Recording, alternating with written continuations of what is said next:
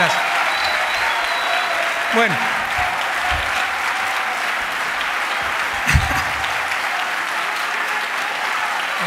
Gracias.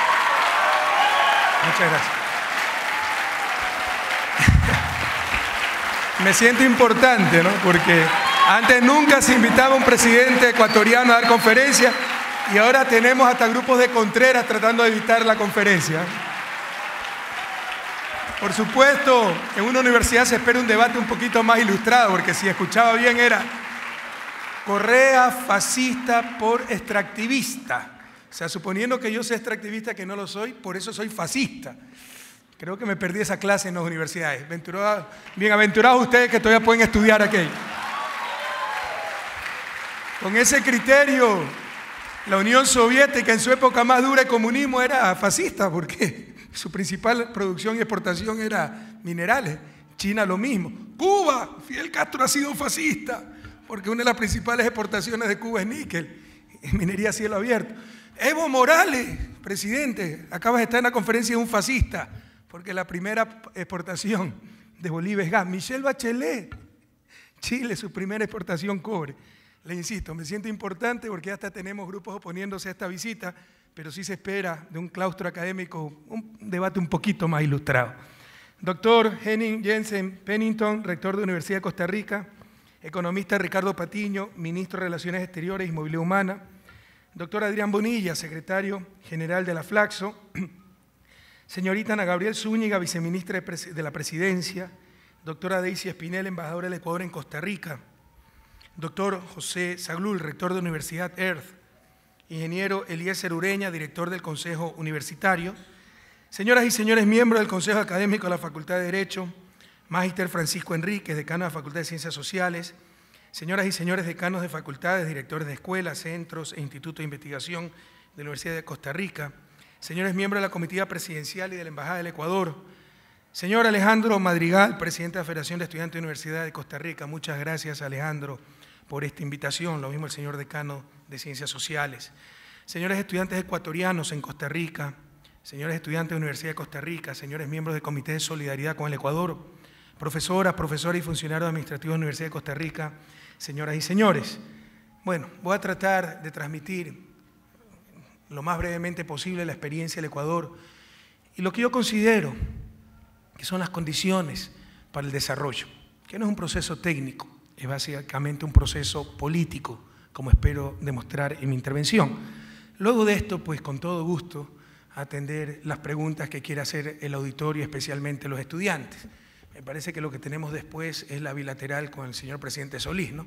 Si nos atrasamos, ustedes lo llaman y le dicen que me esperen un ratito y podemos seguir contestando preguntas, ¿no? Que es una actividad, dicho sea de paso, que me agrada mucho porque, como les voy a mencionar y como probablemente conozcan, toda mi vida fui profesor universitario y por eso solo tengo palabras de gratitud por la invitación a esta prestigiosa universidad, considerada como la principal de la hermana República de Costa Rica y de Centroamérica, y entre las principales universidades de Latinoamérica.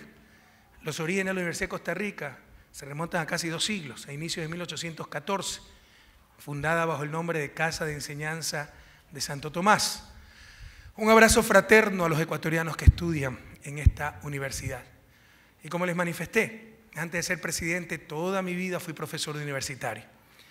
Y aunque estoy muy feliz por poder servir a mi patria con todo mi esfuerzo y corazón, a veces, especialmente cuando la política muestra su rostro vergonzoso, malintencionado, decepcionante, realmente extraño muchísimo la vida académica.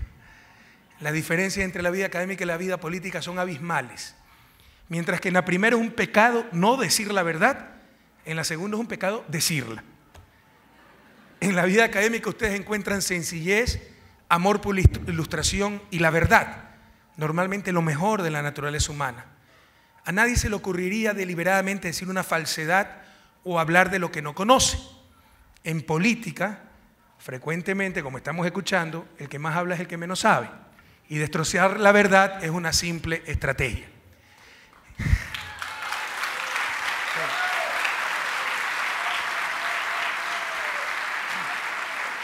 Y precisamente, por venir de la academia no puedo tolerar la mentira, la mediocridad, la arrogante ignorancia que lamentablemente aún abundan en la discusión y vida política del Ecuador.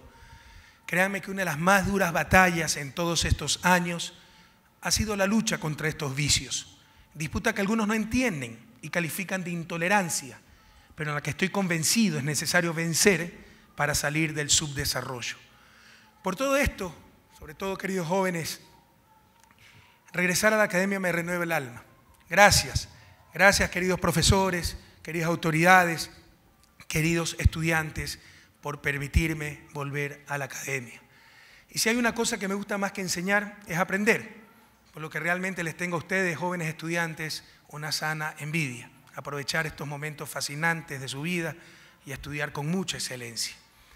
Y probablemente ustedes conocen a Eloy Alfaro, acaso el ecuatoriano más grande de nuestra historia, llamado el viejo luchador, le llamaban el general de las derrotas. Las élites, además de llamarle el indio Alfaro, le decían el general de las derrotas, porque peleó por más de 35 años y perdía batalla tras batalla, hasta que logró el mayor cambio en la historia del país, porque fue el líder de la única revolución verdadera que tuvo lugar en mi patria antes de la actual revolución ciudadana en marcha.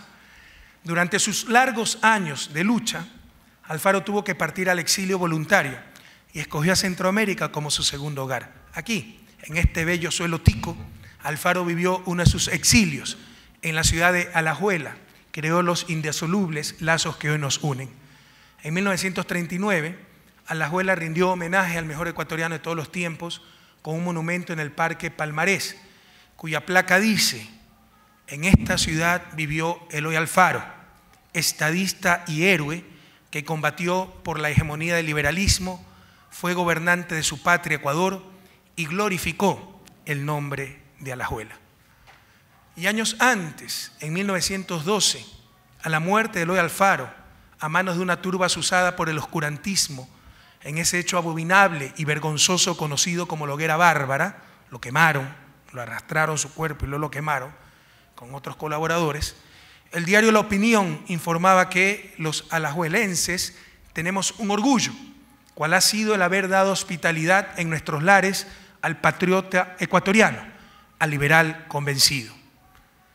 Alfaro, por cierto, además de liberal, fue radical y pagó con su vida la osadía de luchar por una sociedad inclusiva, por una patria sin pobreza extrema, con democracia integral y bienestar para todas y todos sus hijos. Un fraterno saludo al pueblo costarricense, pueblo con vocación manifiesta de paz, en medio de las convulsiones tremendas que ha vivido Latinoamérica y en particular la región centroamericana. En medio de esa vorágine, Costa Rica logró consolidar una democracia vibrante ya de décadas. Consiguió la abolición de su ejército, la construcción de un sistema avanzado de seguridad social que se afianza en leyes ejemplares sobre el trabajo, la educación y la salud. Tierra de Juan Santamaría, el Erizo, que quemó el llamado Mesón de Guerra en 1856, junto con Luis Pacheco Bertor y Juan Rafael Mora Porras. Qué importante es para un latinoamericano del siglo XXI contar a los cuatro vientos que nuestros héroes y próceres, como el tambor Juan Santamaría, fueron hijos no reconocidos, mulatos, albañiles, jornaleros, enrolados en las filas y combatientes a corta edad, que murieron por una patria libre, altiva y soberana. Y con Costa Rica compartimos por fin oficialmente límites marítimos, somos estados vecinos. Pues hace pocas semanas nuestros cancilleres firmaron un convenio de delimitación marítima que coloca en la recta final un largo proceso iniciado en 1978 y que consagra por fin nuestra condición de países vecinos por las Islas Galápagos y su mar y la isla del Coco y su mar. Nunca más ser los hermanos que no se conocen, como al decir de José Martí, lo fuimos por siglos las repúblicas de nuestra América. Pese a compartir una misma cultura, similares procesos históricos y un idioma común. Y en ese espíritu estoy convencido de que el definir nuestras fronteras marítimas es un camino más de integración y colaboración para lograr juntos mejores días para nuestros pueblos. Muchas gracias también al trabajo del Comité de Solidaridad con Ecuador contra la mano sucia de Chevron Texaco. Ahí están los verdaderos enemigos de nuestro pueblo.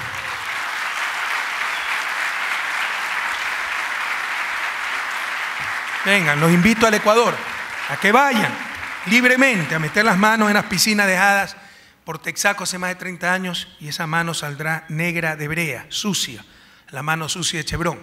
Y para justificarse, Chevron dice que eso fue hecho por la petrolera estatal Petroecuador. Pregunten a las centenas de comuneros, habitantes de la zona, si alguna vez operó cualquier otra compañía que no fuera Texaco, luego adquirida por Chevron. Muchas gracias a los representantes de la Federación de Estudiantes de la Universidad de Costa Rica que mostraron la exposición fotográfica de Camino hacia la Verdad y por exhibir audiovisuales como David contra Goliat, la huella de Chevron en el mundo o la verdad sobre los daños de Chevron en la Amazonía ecuatoriana. Contra los millones de una transnacional corrupta y corruptora prevalecerá el arma más letal que jamás se haya inventado contra los corruptos, la verdad. Y esa verdad la tiene el Ecuador. Y compatriotas, compañeras, compañeros presentes, estudiantes, permítanme hablarles un poco del proceso que vive en estos momentos ese país hermano, su país, parte de la patria grande, la República del Ecuador. De acuerdo al Índice de Desarrollo Humano de las Naciones Unidas, en el periodo 2007-2012 sacaron un reporte condensado de estos 5 años, el 2007 al 2012, periodo coincidente con nuestro gobierno. Entre 186 países, Ecuador es uno de los 3 que más escaló posiciones en la clasificación mundial de desarrollo humano, pasando del grupo de desarrollo humano medio a desarrollo humano alto. Esto por parte de las Naciones Unidas, no por parte de una oficina del gobierno nacional. La pobreza, queridos jóvenes, en América Latina no es fruto de la escasez de recursos. Con la producción actual tenemos recursos suficientes para eliminar totalmente la pobreza. Es fruto de la inequidad y esta a su vez consecuencia de las perversas relaciones de poder, donde pocos dominan todo. Cambiando esas relaciones de poder al servicio de las grandes mayorías, a través de procesos profundamente democráticos, hemos logrado durante nuestros 7 años de gobierno convertirnos en el líder de Latinoamérica en la reducción de la desigualdad, habiendo disminuido en 8 puntos la concentración del ingreso medida por el coeficiente de Gini. Los que estudian economía saben que el coeficiente de Gini es el principal indicador de desigualdad. Reducción 4 veces superior al promedio de América Latina, una de las pocas regiones en el mundo que está disminuyendo desigualdad. De hecho, en el último reporte de la CEPAL, Comisión Económica para América Latina, coloca a Ecuador entre los 3 países más equitativos de la región, junto a Uruguay y Venezuela. Ni yo me lo creo. Pero antes, sin lugar a dudas, estamos entre los más inequitativos. Ahora que con dudas nos pongan entre los más equitativos, y es un gran avance. También somos de los 3 países latinoamericanos que más reducen pobreza. En el periodo 2006-2013, la pobreza ha caído de 37.6% a 25.6%. En Costa Rica está alrededor del 20%. Y la extrema pobreza, la indigencia, la miseria, por primera vez en historia se ubica en menos de 2 dígitos, al haber descendido de 16.9% a 8.6%. Aquí en Costa Rica se encuentra esta pobreza extrema en alrededor del 6%. Estamos 2 puntos más arriba, algo más de 2 puntos más arriba que en Costa Rica, que es los países con menos pobreza del continente. Vencer la pobreza es el imperativo moral de la humanidad. No solo porque es el mayor atentado contra los derechos y las libertades humanas, sino también porque por primera vez en historia, como les manifesté, no solo regional, sino mundialmente, esta pobreza no es fruto de la escasez de recursos, sino de sistemas excluyentes. Como decía Gandhi, ya hace muchos años, la pobreza es la peor forma de violencia. Y en la etapa de desarrollo en la que se encuentra Ecuador, y la mayoría de países latinoamericanos, el mejor indicador de la bondad de las políticas económicas no es la tasa de crecimiento. Puede haber crecimiento empobrecedor, como muchas veces ha ocurrido en América Latina. Peor aún, barbaridades y novelerías como el riesgo país. Ahora pareciera ser que el indicador supremo de la calidad política económica de un país es el riesgo país, si sube o si baja. El riesgo país lo único que hace es reflejar la voluntad y capacidad de un país de atender su deuda externa. Para poner un ejemplo extremo y con el absurdo, el extremo, e evidenciar lo vacío que es este indicador, si en Ecuador se declarara una dictadura vitalicia que decretara la esclavitud, que la gente trabajara 16 horas por día, 7 días a la semana, con bajísimos niveles de productividad, pero todo ese excedente por ley fuera a servir la deuda externa, estaría bastante bajo el riesgo país y serían grandes políticas económicas de acuerdo a este indicador. Entonces son simples barbaridades y novelerías en función de los intereses del capital financiero. El indicador fundamental en etapa de desarrollo en que se encuentra Ecuador y la mayoría de países de Latinoamérica es la disminución de la pobreza y especialmente de la pobreza extrema.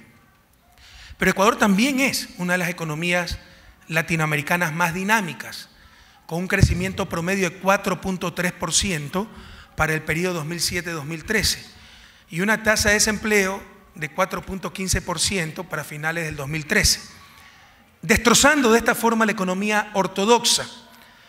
Y esto es muy importante, pues en lugar de reducir salarios y sacrificar derechos laborales para supuestamente generar empleo, hemos hecho exactamente lo contrario. Los hemos incrementado, esos salarios. Y en estos momentos tenemos los salarios reales más altos de la región andina. Y hemos terminado con mecanismos de explotación como la tercerización laboral, que permitía a una empresa contratar a través de una tercera empresa a sus trabajadores y así eludir cualquier responsabilidad patronal. Por ejemplo, la más grande empresa cementera del país, con ventas superiores a $600 millones anuales, declaraba en un juicio laboral al inicio de mi gobierno en el año 2007 que no tenía trabajadores, todos los tenía tercerizados. Durante la larga y triste noche neoliberal, con el argumento de ganar competitividad, la gran sacrificada fue nuestra clase trabajadora. Ojalá sea una lección aprendida para Latinoamérica. Nunca más competir en base a la precarización de las condiciones laborales. La gran sacrificada fue nuestra clase trabajadora, con la caída de los salarios reales y con mecanismos de explotación laboral eufemísticamente llamados flexibilización laboral, en países que mantenían altas tasas de desempleo y que ni siquiera contaban con un seguro de desempleo. Cuando ustedes ven las altas tasas de desempleo en España, en Europa, esa gente sigue recibiendo una subvención del Estado mientras dure el paro, como ellos lo llaman, el desempleo. Al menos en Ecuador, estar desempleado no tiene absolutamente nada, es irse a la calle. Y esto profundizó la terrible distribución primaria del ingreso entre capital y trabajo, una de las principales fuentes de desigualdad en América Latina, ese gran pecado social de América Latina que es la desigualdad. Pese a los avances y pese a estar reduciendo desigualdad, aún somos la región más desigual del planeta. Y uno de los factores fundamentales para eso es la pésima distribución primaria del ingreso entre capital y trabajo. ¿Cuánto por cada dólar producido va al trabajo? Salarios. ¿Cuánto va al capital? Remuneración de la tierra, utilidades empresariales, tasa de interés para el capital financiero, alquileres, etc. En Suecia, por ejemplo, uno de los países más equitativos del mundo, por cada dólar generado, 35 centavos van al capital y 65 centavos al trabajo.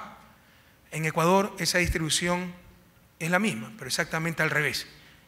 35 centavos van al trabajador, a la clase trabajadora, 65 centavos van a favor del capital. Es una de las fuentes de desigualdad más fuertes en nuestra América, la distribución primaria del ingreso entre capital y trabajo. Y esta situación siempre ha sido difícil de cambiar por el dilema de mal con ellos, por la explotación laboral, pero peor sin ellos por el desempleo. Me refiero al capital.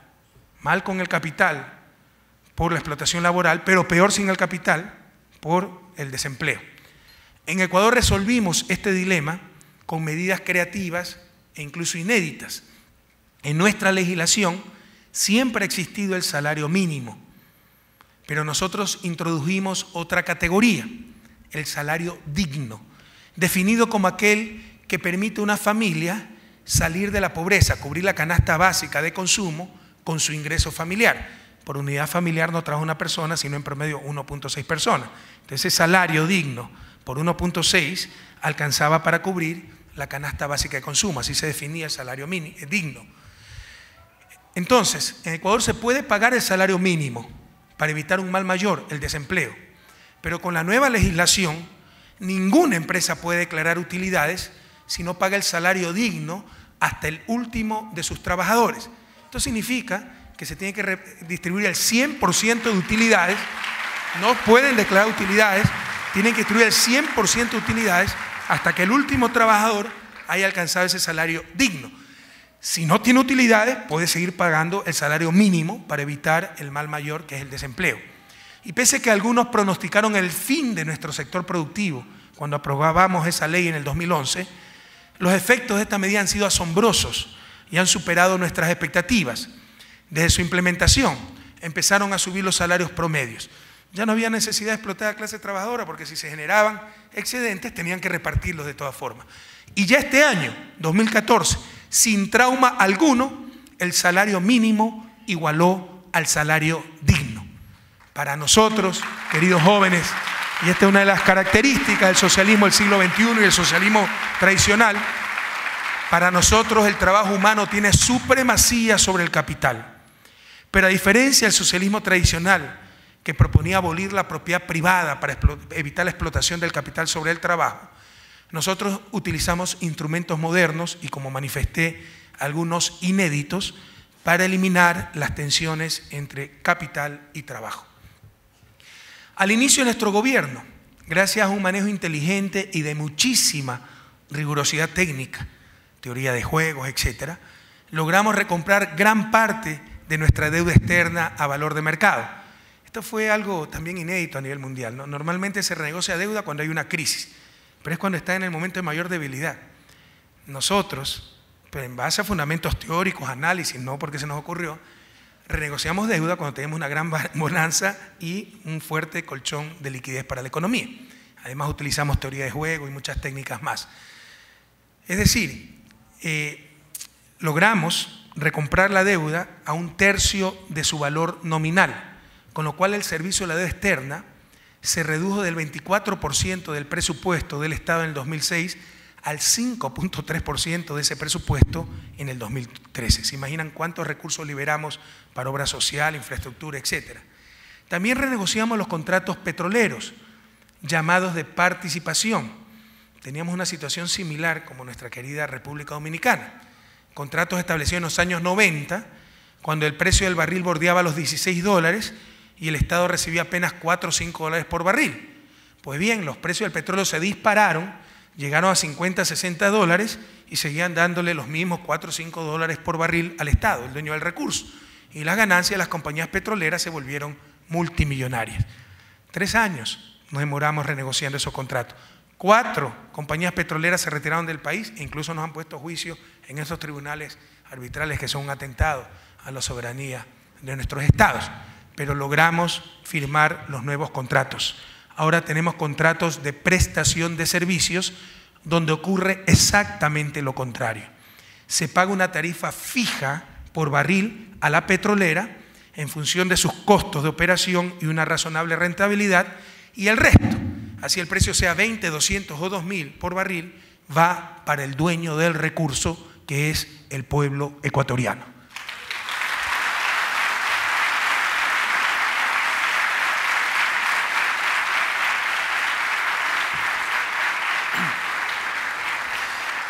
Gracias a un gran esfuerzo de eficiencia recaudatoria y lucha contra la evasión, la oposición les dirá aumentando impuestos. Eso es falso. Hemos disminuido e incluso eliminado impuestos. Se eliminaron los impuestos especiales sobre telecomunicaciones, sobre tarifas eléctricas. El impuesto a las utilidades sobre corporaciones bajó de 25 a 22%, porque nosotros tenemos repartición de utilidades a trabajadores, un 15%. Entonces ya el impuesto implícito era el más alto de la región, 36.25. Es decir, si tenían $100 de utilidades, $15 para los trabajadores y sobre los $85, 25% para el Estado. Eso significaba un impuesto implícito de 36.25% para las empresas, lo cual era el más alto de la región. Y por eso redujimos de 25 a 22% el impuesto a la renta. Pese a esas disminuciones, pese a la eliminación de impuestos, se ha triplicado la recaudación de impuestos. Por supuesto, también con medidas inteligentes. Ahora se puede deducir gastos de la declaración personal de impuestos. Antes no se podía. Esto hace un sistema impositivo mucho más progresivo. Antes pagaba el mismo impuesto el soltero sin ninguna carga, que ganaba $20.000 anuales que el padre de familia con 6 hijos, la esposa enferma, la suegra a cargo, etc. Ahora se pueden deducir gastos de educación. Hay que darle una compensación por el sufrimiento adicional, ¿no? Me voy a poner en contra de la suegra también, así. Me acordé de un chiste de nuestro vicepresidente, pero no voy a contarlo así. Ahí se me sacan tarjeta roja, la suegra del mundo. Ahora se puede deducir gastos por arriendo, vestimenta, educación, salud. ¿Pero qué logramos con eso? Que antes nadie exigía factura pues al dueño del inmueble cuando se pagaba la renta. Ahora sí. Y ahí se cobra impuesto. Antes nadie pues le exigía la factura al odontólogo. Ahora sí. Y ahí se cobra impuesto. Esta ha sido una de las medidas que nos ha ayudado a reducir la evasión en gran medida. Y gracias a esta eficiencia en la recaudación y a minimizar la evasión y la lucha contra la corrupción, la presión fiscal, es decir, porcentaje de ingreso tributario sobre PIB, ha pasado de 15.5% del PIB, era uno de los más bajos de la región en el 2006, a 20.8% en el 2013, alcanzando el promedio latinoamericano, pero aún muy por debajo del promedio de los países de la OCDE, los países más desarrollados del mundo, cuyo promedio es 31.1% de presión fiscal. Sin embargo, todo este incremento de ingresos por la renegociación de la deuda, liberar recursos, por los contratos petroleros renegociados, por la triplicación de la recaudación tributaria, nos ha permitido financiar el mayor nivel de inversión pública de América Latina, con un 15% de inversión pública sobre el Producto Interno Bruto para el año 2013. Para ponerlo en perspectiva, la inversión pública algunos años llegó apenas al 3% del PIB. Hemos tenido fuerte crecimiento estos 7 años con un PIB mucho más grande. El coeficiente de inversión pública PIB es del 15%, el más alto de nuestra América. Y si hay estudiantes de economía dirán, caramba, pero entonces el déficit se le disparó, el coeficiente deuda PIB es altísimo. El saldo de la deuda pública frente al PIB es de apenas el 24%, porque insisto, esto lo hemos financiado con la optimización de ingresos y la reducción de gastos como el servicio de la deuda. También con una política de lucha contra la corrupción. Tenemos el sistema de compras públicas más moderno de América Latina. Antes, para comprar algo, había contacto directo entre oferente, ¿no?, y demandante, entre vendedor y comprador. Había lugar para las coimas, comisiones. Ahora, con nuestro sistema de compras públicas, estamos hablando de miles de millones en compras públicas, ustedes pueden ver en tiempo real la subasta inversa. Precio referencial para comprar 50 camionetas, $1 millón. Ofrezco 950.000, ofrezco 900.000, el otro 850.000 y gana el que menos ofreció, respetando los términos de referencia de la subasta, de la compra. Esto nos ha permitido, si antes la oferta ganadora era 20, 30% más alto que el precio referencial, es decir, si era $1 millón, la ganadora era 1.200.000. Ahora es lo contrario. La oferta ganadora es 20, 30% más bajo del precio referencial y también nos hemos ahorrado con aquello, con la lucha contra la corrupción y la ineficiencia, miles de millones de dólares. Y el coeficiente, pese a tener el mayor coeficiente de deuda pública PIB de América Latina, tenemos apenas 24%, inversión pública, 15% inversión pública sobre PIB, el mayor de América Latina. Tenemos un coeficiente de deuda pública PIB de apenas 24%, proporción muy inferior al de las economías desarrolladas. Vean cuánto tiene España, cuánto tiene Estados Unidos, etc. Y esa inversión pública ha generado grandes transformaciones. O sea, aquí estamos hablando, y no voy a tener mucho tiempo de hablar de cuestiones cualitativas en esta intervención, probablemente en las preguntas y respuestas. Básicamente estoy dando datos en esta parte, que es lo más fácil. Algunos creen que ser economista es hacer cuentas y dar datos. Eso es lo más sencillo, eso lo puede hacer cualquier bachiller en contabilidad. Lo más difícil es manejar conceptos, y ya vamos a pasar a la parte de conceptos. Pero en todo caso, esta inversión pública ha logrado transformaciones cruciales en vialidad. Por ponerles un ejemplo, Ecuador tenía la peor vialidad de Sudamérica, o de las peores. En la última encuesta, hecha por una organización internacional, no recuerdo el nombre en estos momentos, estamos en segundo lugar después de Chile. Y les aseguro que en 3 años vamos a estar en primer lugar porque continúa la inversión en vialidad. Se han logrado transformaciones históricas en vialidad, en puertos, aeropuertos, telecomunicaciones, generación eléctrica. Cuando yo llegué al gobierno importábamos energía eléctrica. En el 2016 vamos a exportar energía eléctrica incluso al norte de Chile. En el sistema de justicia, seguridad ciudadana y en competitividad sistémica en general. Es gracias a esa inversión que Ecuador ocupa el primer lugar a nivel mundial en incrementar puestos en el ranking de competitividad, con 15 puestos ascendidos entre el 2012 y 2013, de acuerdo al Foro Económico Mundial. Y en su libro de texto, queridos jóvenes, los que estudian economía o los que reciben macroeconomía, incluso introducción a la economía, si son libros de economía ortodoxa, encontrarán el efecto crowding out, un anglicismo para decir efecto desplazamiento. La inversión pública desplaza la inversión privada. Hay que minimizar la inversión pública porque si aumento 100 la inversión pública, disminuye 100 la inversión privada y debe haber inversión privada. Esto no tiene nada de ciencia. Si asumimos cortísimo plazo, total empleo de los recursos sociales y perfecta asignación de dichos recursos, no quiero elaborar en esto, pero ustedes saben que hay eficiencia asignativa, eficiencia productiva. En teoría de mercado, la mano invisible del mercado logra las dos eficiencias, entonces la máxima eficiencia social, eso es más cercano a la religión que a la ciencia, pero puede haber muy mala asignación de recursos, ¿no? Muchos recursos para discotecas y muy pocos recursos para escuelas. Entonces eso también lo puede corregir el Estado. No es que inversión privada, pero son recursos sociales, y esa es la macroeconomía, dar incentivos para lograr los objetivos socialmente deseables.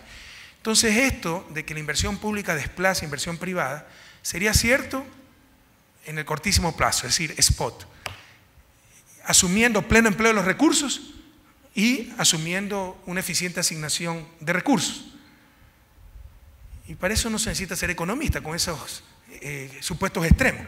Para entender que si alguien come más torta, dado el tamaño de la torta en el corto plazo y comiéndose toda la torta, si alguien come más torta, alguien, el otro que estaba también comiendo torta, va a comer menos torta. O sea, es un simplismo sin límite aquello. Pero otra cosa es si hay subempleo de recursos, como es la realidad, si hay una eficiencia en la asignación de recursos, como es la realidad, y si estamos hablando del mediano y largo plazo, en un escenario dinámico. En este escenario, una adecuada inversión pública no tiene efectos crowding out, efectos de desplazamiento en inversión privada, sino por el contrario, efectos crowding in, atrae inversión privada. ¿O es que acaso a la inversión privada no le gusta tener buenas carreteras? ¿No le gusta tener buena energía? ¿O es que acaso no le gusta usar buenos puertos, aeropuertos? ¿O es que acaso no le gusta mejor educación para tener mayor talento humano en su fábrica, en sus empresas, etcétera?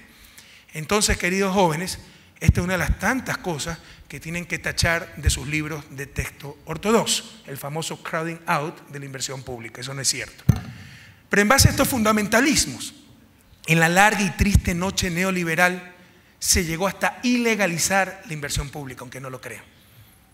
Probablemente aquí también tuvieron esas leyes, las llamadas pomposamente leyes de responsabilidad fiscal.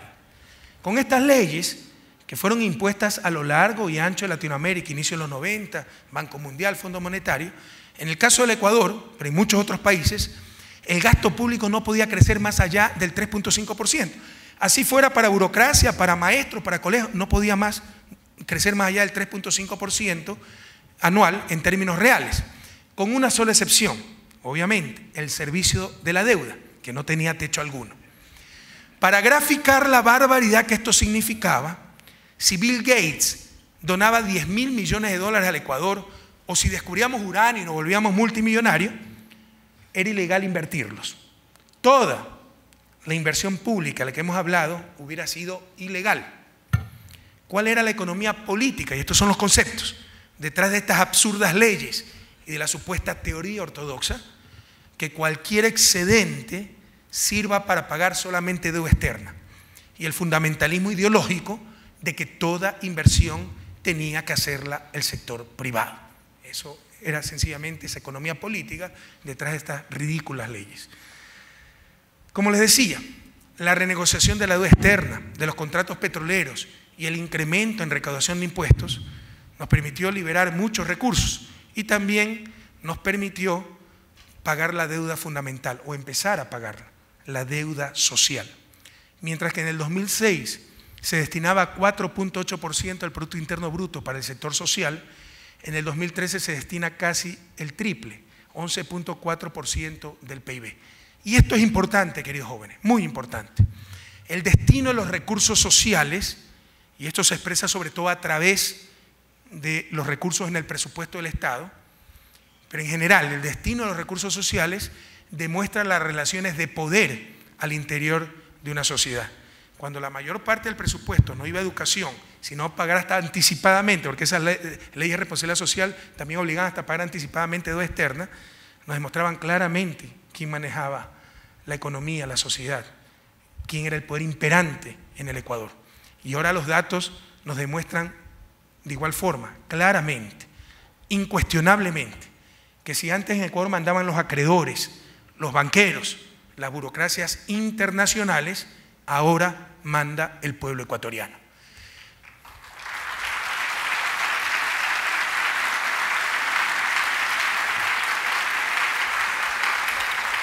Y por ello tenemos logros sociales que nos llenan de orgullo, como el de ser el país de América Latina que mayor cantidad de pobres tiene en la universidad, gracias a que la nueva Constitución estableció la gratuidad de la educación superior, o el estar a la vanguardia a nivel regional y mundial en políticas de inclusión de personas con discapacidades. Esto lo dirigía nuestro anterior vicepresidente, que él mismo era discapacitado. Personas entre las cuales hemos logrado prácticamente el pleno empleo. Ya existía esta ley, pero no se la aplicaba, la obligamos a ejecutar y la aplicamos también para el sector público. No estaba incluido el sector público, de que toda empresa con más de 20 trabajadores debe tener al menos 4% de trabajadores con alguna discapacidad. Y esto ha logrado prácticamente. Habían chicos con síndrome de Down, habían personas que no podían escuchar, invidentes que eran una carga para su familia, y ahora probablemente son el sostén de su familia, porque hemos prácticamente logrado el pleno empleo entre las personas con discapacidad y discapacidades moderadas, ¿no?, que pueden ejercer alguna actividad económica. Y hablemos de derechos humanos, aunque qué mayor derecho humano que salir de la pobreza, o ser discapacitado y no ser excluido de un trabajo con dignidad. Pero hablemos directamente de derechos humanos. Ecuador es uno de los 7 países de los 34 del continente que ha suscrito absolutamente todos los instrumentos interamericanos de derechos humanos. Ustedes saben cuál es el poder hegemónico en la región, por eso me voy a referir a él. ¿Saben cuánto ha firmado Estados Unidos? 0. Ni siquiera ha ratificado la Convención Interamericana de Derechos Humanos. Pese a eso, financia y tiene la sede de la Comisión Interamericana de Derechos Humanos, que está en Washington. Una de las clamorosas contradicciones, de los más graves rezagos de neocolonialismo en nuestra América, y que muchos no se atreven, no osan a decirlo claramente. Ecuador está luchando para aquello. Y como en cualquier Estado de derecho, que esa comisión se ha transformado sencillamente en un instrumento de persecución de gobiernos progresistas. No así la Corte, cuidado, la Corte es otra cosa, la que tiene sede en San José, mucho más técnica, con fundamento jurídico, etc. Lo otro es simple novelería influida por el capital detrás de los medios de comunicación, el onegesismo más absurdo y obviamente toda la política anglosajona. Pagan para controlar a los demás. Y de que el mundo es mundo, el que financia pone las condiciones, ahí no hay donde perderse, queridos jóvenes. Pero en todo caso, como en un verdadero Estado de Derecho, en Ecuador se persiguen delitos, no personas. Pero precisamente porque ya todos somos iguales ante la ley, enfrentamos el ataque de los poderes fácticos que siempre estuvieron por encima de ella, empezando por los medios de comunicación, que jamás pues podían enfrentar un juicio porque quién osaba enjuiciarlo, y ahora hasta pierden juicio y entonces están totalmente desubicados, ¿verdad? ¿Por qué? Porque ya todos somos iguales en Ecuador ante la ley. Y la consecuencia lógica de estos logros es la estabilidad política del país. Ecuador antes de Revolución Ciudadana era ejemplo de todo lo malo.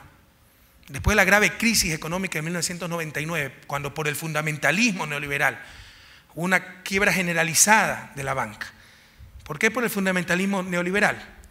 Porque a inicios de los 90 se reforma la ley de instituciones financieras y bajo el supuesto de que solitos los mercados se autorregulaban, eliminaron controles, regulaciones sobre el sector financiero.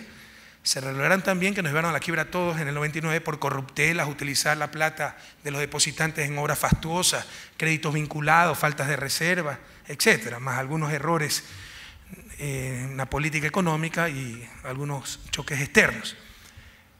Incluso se congelaron los depósitos en el 99 por un año. Los depósitos de la gente no le permitían sacar sus depósitos para salvar a la banca. Había gente que se suicidaba porque no tenía para llevar al médico a sus hijos. Esto produjo una de las tragedias más grandes de la historia del país, que es la migración. Ecuador no era país de gran migración y en pocos años nos salieron millones de personas por todos los medios, arriesgando su vida. Se hundían barcos enteros con centenas de migrantes y morían todos, tratando de huir de la tierra que los vio nacer, pero que les había negado un futuro. Sobre todo iban a España por el idioma y porque en ese entonces no se necesitaba visa. Luego, cuando empezaron los flujos migratorios, pusieron la visa Schengen para toda la zona euro. Nosotros siempre hemos recibido a todo europeo con los brazos abiertos. En todo caso, esos pobres ayudaron a sostener la economía con sus remesas, con ese dólar ganado con tanto esfuerzo en Nueva York, el euro en Milán, en Madrid, en Valencia. Y esas remesas alcanzaron más que el promedio de las exportaciones petroleras de los 90 y sostuvieron al país. Y no sé qué hubiera sido el país sin las remesas de migrantes. Y fíjense la paradoja, mandaban unos 2.400, 2.500 millones de dólares en remesas al país y con eso sostenían la economía. Y los banqueros en un par de años ya estaban rompiendo récord histórico en utilidades y mandaban una cantidad similar, pero fuera del país, ¿no? Supuestamente por la prudencia, eufemismo, para disfrazar su falta de fe en su propia patria. En esa crisis la economía decreció 7.6%, el desempleo se disparó a casi el 15%, perdimos la moneda nacional y se adoptó el dólar como moneda de curso legal. Es una cosa que no entiendo. Yo vi un mensaje en Twitter, en las redes sociales, que exijamos lo de Carolina Garzón, que miembro del partido ni sé cuánto. Carolina Garzón es una chica de 21 años colombiana que desapareció en el país. Ha sido una tragedia. Me he reunido varias veces con su familia, se le ha dado todo el apoyo. Tenemos a toda la policía buscándola, se ha ofrecido recompensa. Primera vez que nos enteramos que estaba afiliada a algún movimiento. Pero la mala fe llega a tal límite que quieren insinuar que la ha desaparecido el gobierno ecuatoriano. No sé qué pretende, porque estamos haciendo todo lo posible para encontrar a una joven desaparecida, lo cual es una tragedia para cualquier sociedad, para cualquier ser humano. Entonces son las cosas que no entiendo. Esa es la izquierda que algunas veces tenemos que enfrentarnos, una izquierda falta de escrúpulos, que se inventa cualquier cosa con tratar de lograr su objetivo. Y aquí otro punto importante, queridos jóvenes.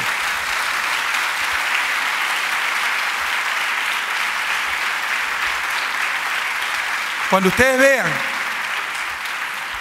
no esos rostros de amor, de pasión por la patria, por la justicia, como sinceramente lo vi en el presidente de la federación de esta universidad, sino esos rostros de odio, amargura, incluso si persiguieran objetivos correctos, no es lo adecuado. El odio, la amargura no lleva a ningún lugar. Si hacemos las cosas, hagámoslas por cariño, compañeros, por pasión, por entrega, por sacrificio, no por revancha, no por amargura, no por odio. Créanme que son de esas cosas que no entendemos, porque sí me mostraron esos Twitter que estaban mandando para que se manifestaran contra la presencia del presidente por la desaparición de Carolina Garzón. Hablen con el padre, la madre de Carolina Garzón, le he recibido varias veces en la presidencia, está muy agradecido con el gobierno.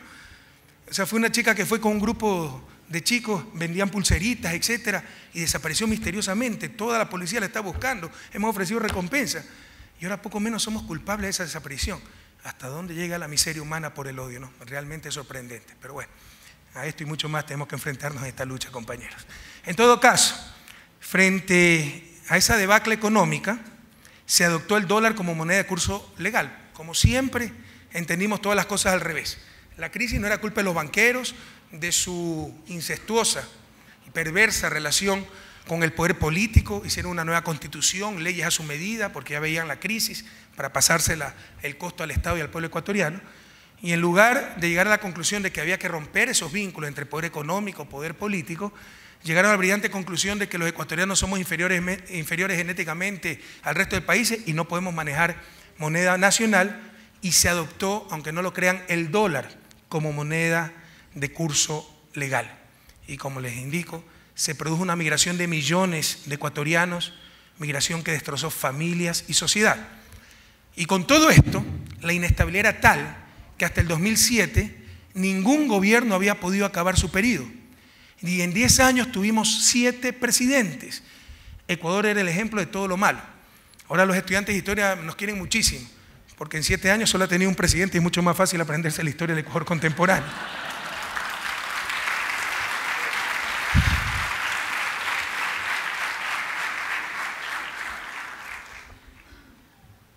Hoy, Ecuador es una de las democracias más estables del continente. Desde el año 2006, la Revolución Ciudadana ha ganado 10 procesos electorales de manera consecutiva, entre ellos 2 elecciones presidenciales en una sola vuelta, algo impensable en la historia ecuatoriana. Tenemos las más altas tasas de aprobación popular de la historia del país y del continente entero. De acuerdo con la encuestadora mexicana Mitofsky, y por eso sufren más los sufridores, que realiza anualmente una evaluación de la aprobación de 20 mandatarios en América, el presidente ecuatoriano es el único que en todos los años es calificado de sobresaliente, con un apoyo popular de alrededor del 80%, pese a tener 7 años ya en la administración.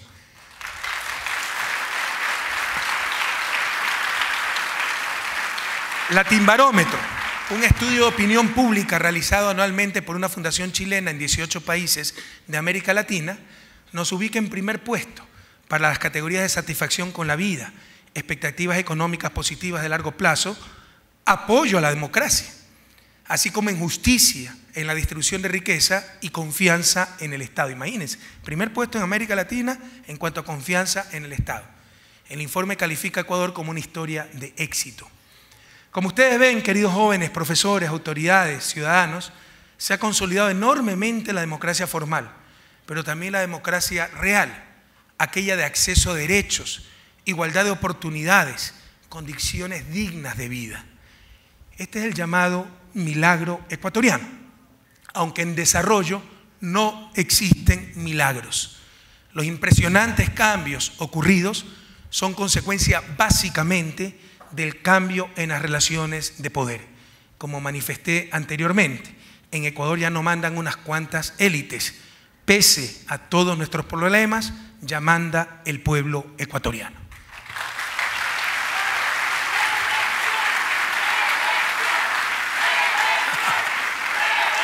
Se ve que aquí hay ecuatorianos. No hagan sufrir más a los sufridores. Queridos jóvenes, dicen que Cristóbal Colón fue el primer economista. ¿Saben por qué? Porque cuando partió no sabía dónde iba, cuando llegó no sabía dónde estaba y todo fue pagado por el gobierno.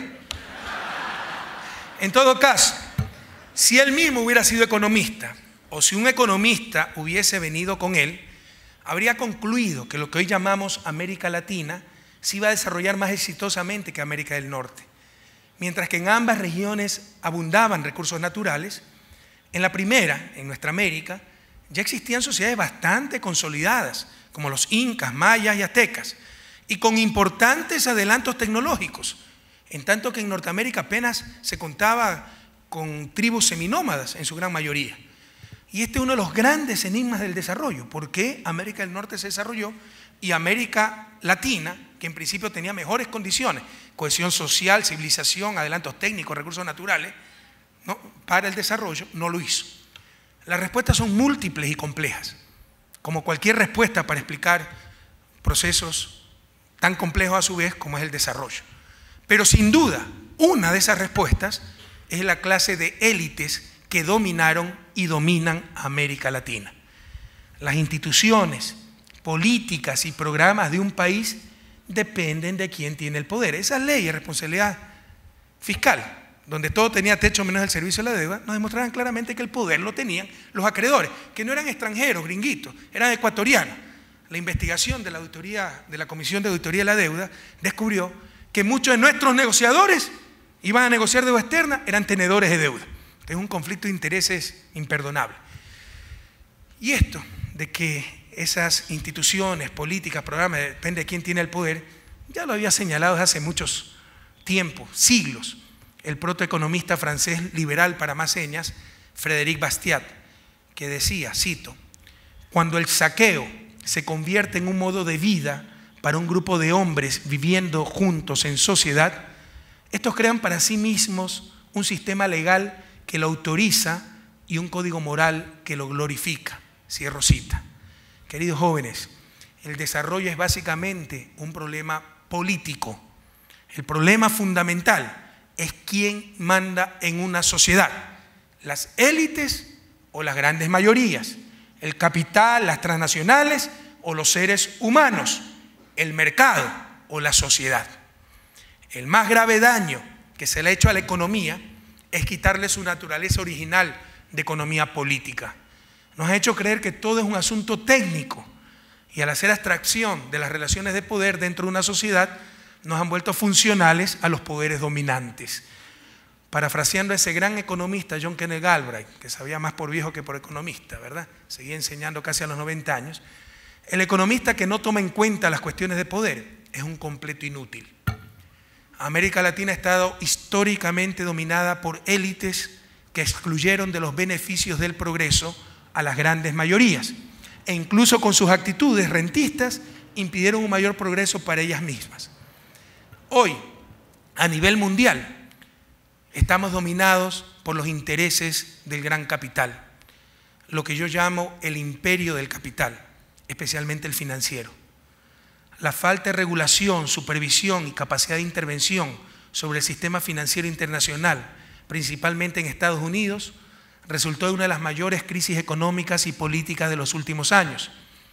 A los bancos inversionistas se les permitió crecer sin control alguno en una economía de casino y llegaron a ser too big to fail. Allí se acabó el discurso de la no intervención estatal. La crisis significó la reducción del valor de los activos de la clase media en Estados Unidos, principalmente sus viviendas. Pero paradójicamente, luego de la crisis, la fortuna de los más ricos y las ganancias financieras de los bancos se encuentran en un nivel récord, mientras los ingresos de las familias apenas han recuperado su valor previo a la crisis. Esto también está en la raíz de la crisis europea. Todo está en función del capital, sobre todo del capital financiero. Con la complicidad de una supuesta ciencia económica y de las burocracias financieras internacionales, Banco Mundial, Fondo Monetario, nos disfrazan ideología como ciencia. Y ya ni siquiera es economía neoclásica, sino que por el fundamentalismo podría llamar economía teoclásica. Se repiten las mismas recetas caducas de autoridad en contra del ser humano y a favor del capital. Los latinoamericanos somos expertos en crisis. Ecuador es experto en crisis porque la hemos sufrido todas. Y se cometen los mismos errores porque el problema no es técnico, sino político. Estas políticas se llaman hooverianas, en referencia al presidente norteamericano Herbert Hoover, quien en los inicios de la Gran Depresión norteamericana de la década de los 30 profundizó la crisis con esta clase de medidas. ¿Por qué no se hace lo obvio? ¿Por qué se repite lo mismo de lo peor? Porque el problema no es técnico, sino político. El problema es la relación de poderes. La solución de la crisis pasa por recuperar el control de los ciudadanos sobre el capital y de la sociedad sobre el mercado. Y para aquellos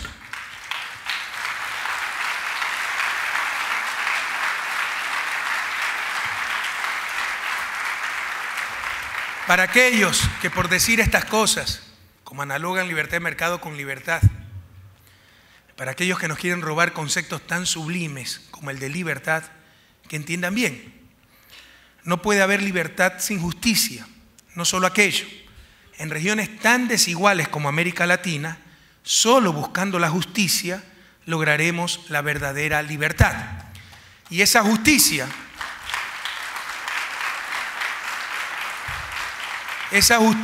no se logrará con una supuesta mano invisible que, como dice Joseph Stiglitz, Premio Nobel de Economía, por invisible nadie la ha visto.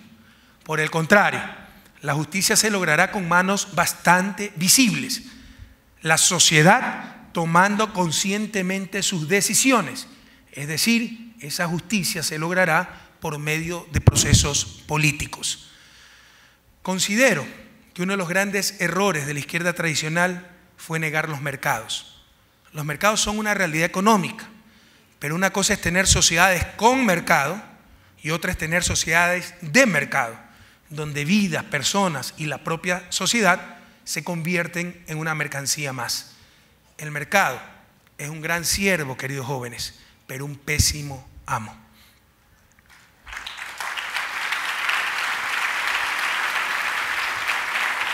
Pero las cosas son un poco más complicadas. El problema del desarrollo es que exige muchas condiciones necesarias, pero ninguna en sí misma es suficiente. Existen muchos otros factores, además del político, que determinan el desarrollo de un país, tales como ciencia y tecnología, cultura y valores, y algo muy importante, las restricciones externas. El poder puede estar en manos de las grandes mayorías, alcanzarse la mayor equidad, pero tan solo tener miseria para repartir. Por ello, los avances tecnológicos como generadores de riqueza son fundamentales para ese desarrollo y ese buen vivir. Es más, considero que los sistemas políticos, económicos y sociales que prevalecerán en el futuro serán aquellos que permitan el mayor avance científico y tecnológico, pero también, y esto es muy importante, su mejor aplicación para el bien común. Ese probablemente es el secreto del éxito de USA, de Estados Unidos y de su sostenibilidad como país, ya que es un país donde el 1% de la población controla casi el 36% de la riqueza y el 10% más rico controla el 75% de la riqueza. Un poder económico tan concentrado normalmente destruye una sociedad, pero ha sido un sistema que indudablemente ha permitido generar grandes avances tecnológicos y con ellos incrementos de productividad e ingreso que han mejorado considerablemente la vida de sus ciudadanos, y por eso se soporta tales niveles de inequidad que se evidencian en época de crisis, cuando escasean recursos, y por eso tenemos los movimientos Occupy Wall Street, etcétera, etcétera. Pero quedaron camuflados tanto tiempo precisamente esas inequidades por el avance técnico y el aumento de productividad. Precisamente como la ciencia y tecnología generan riqueza y sirven para el buen vivir, en Ecuador hemos adoptado una política nacional agresiva para promover el talento humano, la ciencia, tecnología e innovación. Más aún, cuando uno de los problemas más graves del país sigue siendo la baja productividad de su economía. Si quieren, hemos mejorado mucho en eficiencia asignativa. Los recursos han ido a sus usos más valiosos, hidroeléctrica, etcétera. Nos falta mucho todavía en eficiencia productiva, es decir, que cada unidad económica, cada empresa, cada institución pública, mejore mucho su productividad y su eficiencia. No estamos cayendo en la trampa del absolutismo tecnológico, en el cual toda la sociedad tiene que organizarse en función de las necesidades tecnológicas.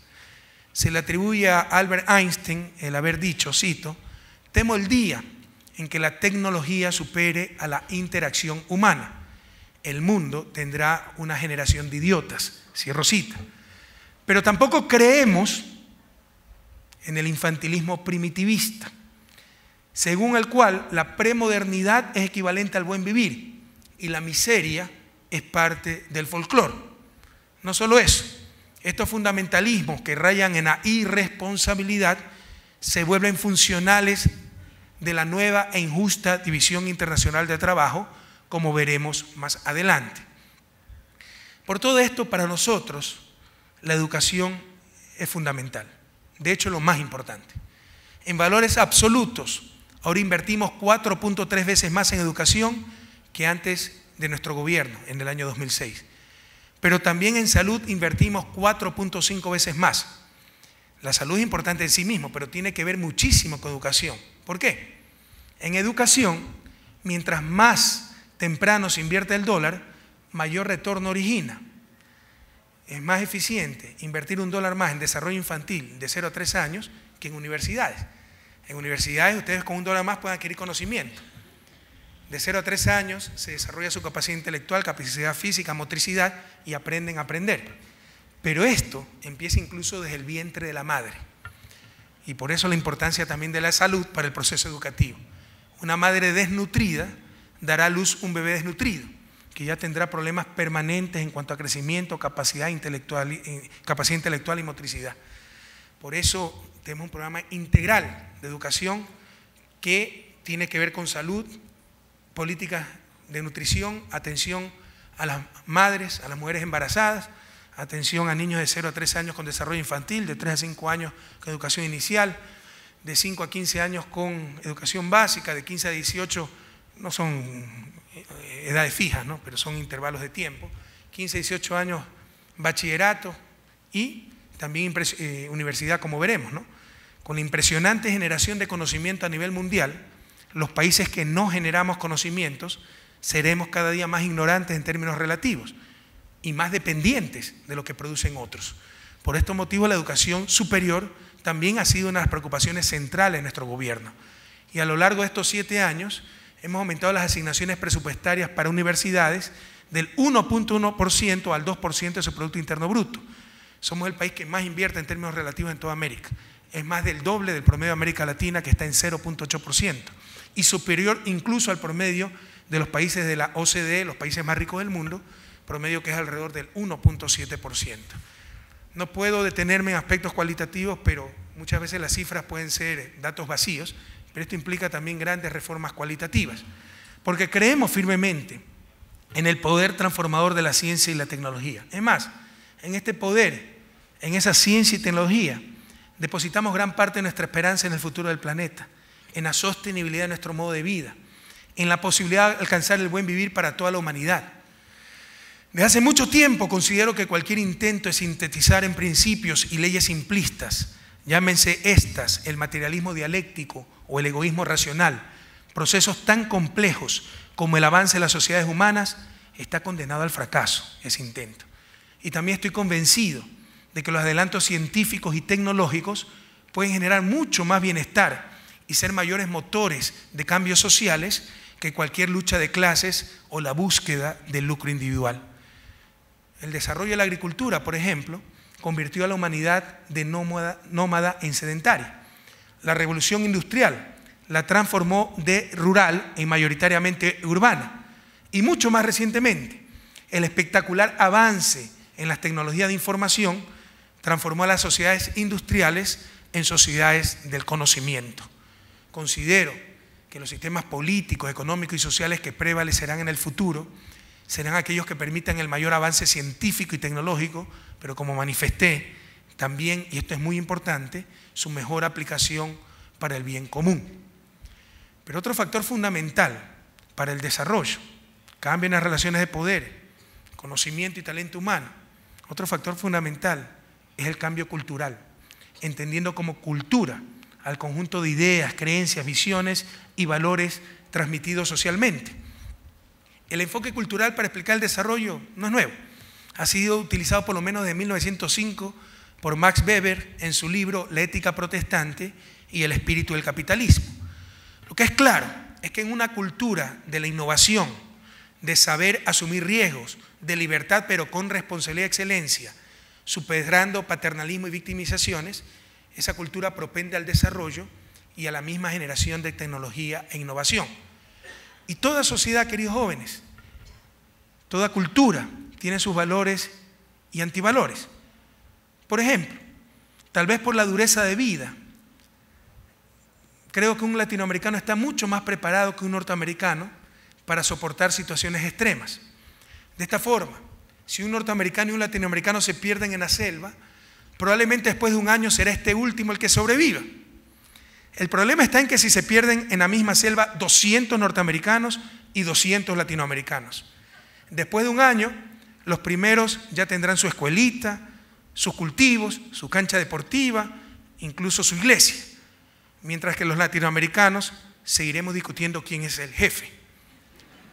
No solo aquello, ante la evidencia de retraso, haremos de los problemas virtudes y diremos que ellos pueden ser más ricos, pero nosotros fuimos más democráticos.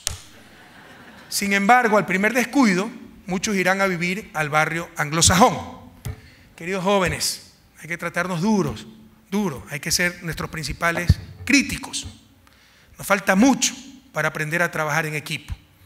Esa acción colectiva, organizada, planificada, ya sea por solidaridad o interés, como claramente tienen los anglosajones, todavía está en ciernes en América Latina, lo cual nos lleva a otro problema: la dificultad de que funcione adecuadamente el Estado de Derecho y el imperio de la ley. Algo que admiro mucho del mundo anglosajón. Y cuidado, la imparcialidad científica no existe. Todos tenemos nuestros gustos, preferencias, que a nadie le quede duda. Yo soy parcializado por América Latina, por la patria grande, por nuestros pobres. Pero eso que jamás les haga perder la objetividad. Y objetivamente hablando, algo que admiro del mundo anglosajón es su pragmatismo y sentido de responsabilidad. Si alguien comete un error, se realiza el análisis correspondiente, se aplican las sanciones del caso y sobre todo se toman los correctivos para que no vuelva a ocurrir el evento. Si en América Latina se comete un error, le vamos a tirar piedras a la Embajada de Estados Unidos. Es decir, la culpa jamás es nuestra, siempre es de los demás. Y de esta forma no establecemos responsabilidades, peor correctivos. Y como dice Einstein, si hacemos siempre las mismas cosas, obtendremos los mismos resultados. Todos vamos a hablar de cambio en América Latina, de la necesidad de cambiar, pero que cambie el resto, porque yo no tengo nada que cambiar. Y aquí quisiera referirme a uno de los problemas latentes, sobre todo en la región andina, donde el problema indígena es muy serio. El problema indígena en nuestra América es la pobreza, fruto de siglos de exclusión. Pero las víctimas no tienen supremacía moral sobre los no victimizados, tan solo por el hecho de ser víctimas. El haber sido objeto de graves injusticias no hace a nadie ejemplo de buen vivir, no hace a nadie más sabio que el resto. Es más, cayendo en esa soberbia se cometen los mismos errores de los que fueron blancos durante siglos, el egocentrismo. Finalmente, el haber sido víctimas no les exime de responsabilidad en su situación actual, no justifica la ausencia total de autocrítica, no justifica la ausencia de cambio. Esta victimización ha inmovilizado a nuestros pueblos ancestrales. Inmovilidad exacerbada por cierta izquierda, muchas veces de buena fe, pero también con bastante demagogia. ¿Qué daño ha hecho el paternalismo en América Latina? Hablar no de pobres, sino de empobrecidos. La mitificación del mundo indígena, su eterna victimización, donde todos los males, que los hay y muchos, son culpa de terceros. Lamentablemente, estos también son antivalores culturales que pueden prevalecer como mecanismos, y de hecho prevalecen, de retraso y subdesarrollo. Necesitamos superar estos antivalores culturales en todas nuestras sociedades, pero me he referido al caso concreto del mundo indígena, donde en nuestros países tenemos grandes problemas, porque les insisto, mientras quieren que todo cambie, ellos no cambian nada, y así se inmovilizan y se perpetúan en el círculo de pobreza. Y eso es fomentado muchas veces desde la izquierda. Tenemos que superar ese temor al cambio en nuestra América, tenemos que superar esa falta de autocrítica. Pero también existen otros problemas para el desarrollo, les decía, hay muchas condiciones necesarias, pero ninguna en sí misma suficiente. Uno de esos problemas son las restricciones externas que impiden el desarrollo. Esto fue considerado explícitamente, por ejemplo, por la Escuela Estructuralista Latinoamericana, donde Raúl Prebisch incluyó conceptos como el intercambio desigual, expresado en el deterioro de los términos de intercambio, todo lo cual derivó en estrategias de industrialización sustitutiva de importaciones. Hoy continúan esas restricciones externas, que a nadie le quede duda, como la nueva e injusta división internacional del trabajo. Si antes la división internacional del trabajo era los países subdesarrollados produciendo materias primas y los países hegemónicos produciendo bienes industriales con alto valor agregado, ahora esa división se expresa en los países desarrollados generando conocimiento que privatizan y nosotros generando bienes ambientales que los pueden consumir en forma gratuita, que son de libre acceso. Un bien público, permítame introducir un concepto técnico, un bien público en economía es el que no tiene capacidad técnica de exclusión y no tiene rivalidad en el consumo. Ejemplo, un paisaje. Impedir que alguien vea un paisaje significa hacer un muro costosísimo, va a ser una locura, y que una familia disfrute el paisaje no implica que la otra familia no lo pueda disfrutar. Es un bien público. El conocimiento en general también es un bien público. Es decir, técnicamente hablando, no hay capacidad de exclusión. Lo más fácil es copiar un software. ¿Por qué no se lo copia? Porque está patentado. Hay que pagar regalías y en muchos países, en Latinoamérica sobre todo, incluso hay prisión para el que no pague esas regalías. Es decir, se ponen barreras institucionales porque no hay barreras técnicas para acceder a ese bien.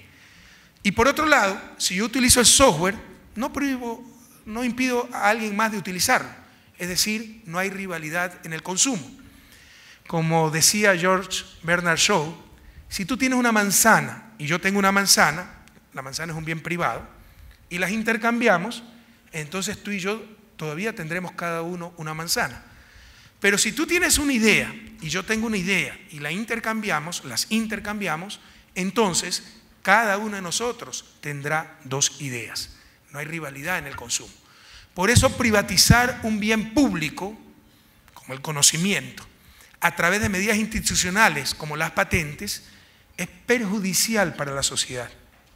Porque si no hay rivalidad en el consumo, mientras aumente el número de personas que disfrutan de este bien ya creado, mayor será el bienestar social.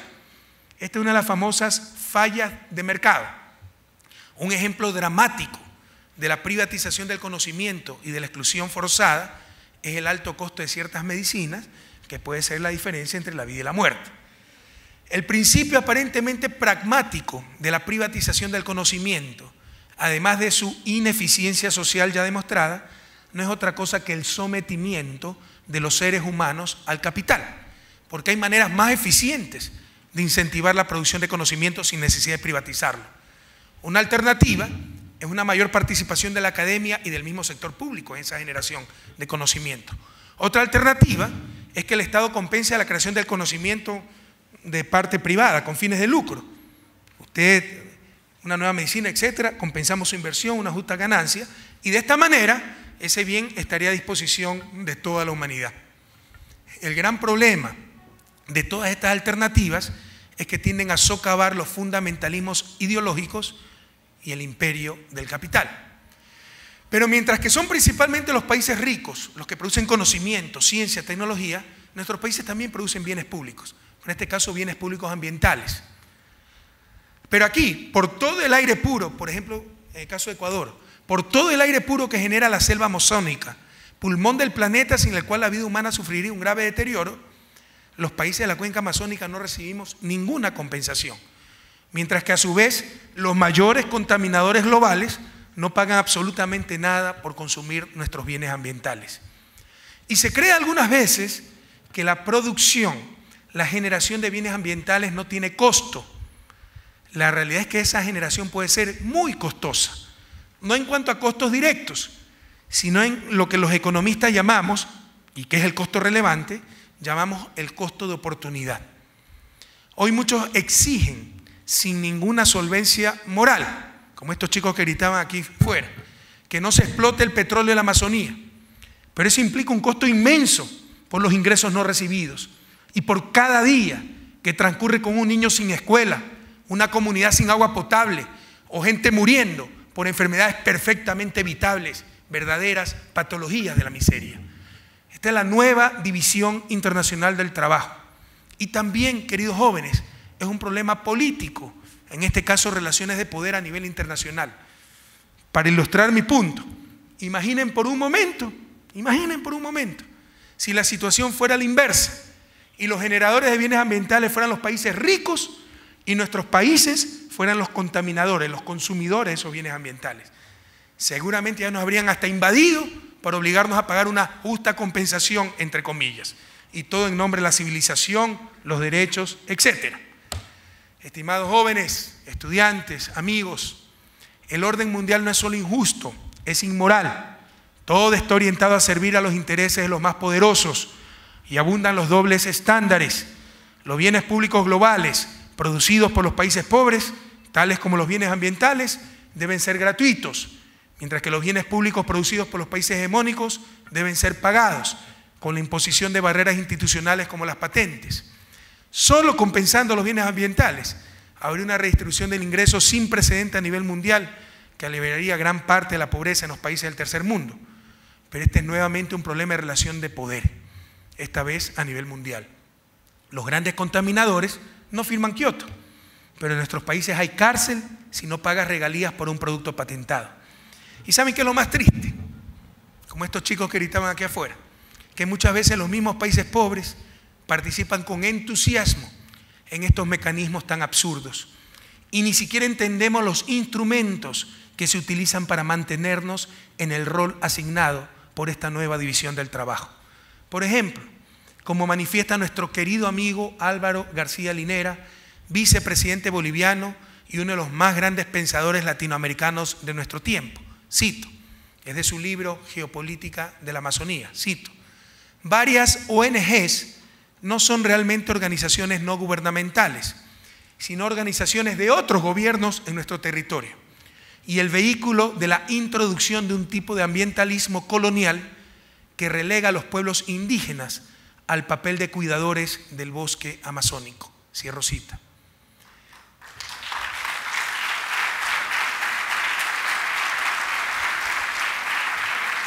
Y muchos le hacen el juego a esas barbaridades y creen que la miseria es parte del folclore. Por favor, queridos jóvenes, una familia, por indígena que sea, en el siglo XXI, sin comunicaciones, sin salud, sin educación, con baja esperanza de vida, eso no puede ser parte de la cultura. Eso es parte de la injusticia. Eso no es folclore, es miseria y no puede ser tolerado.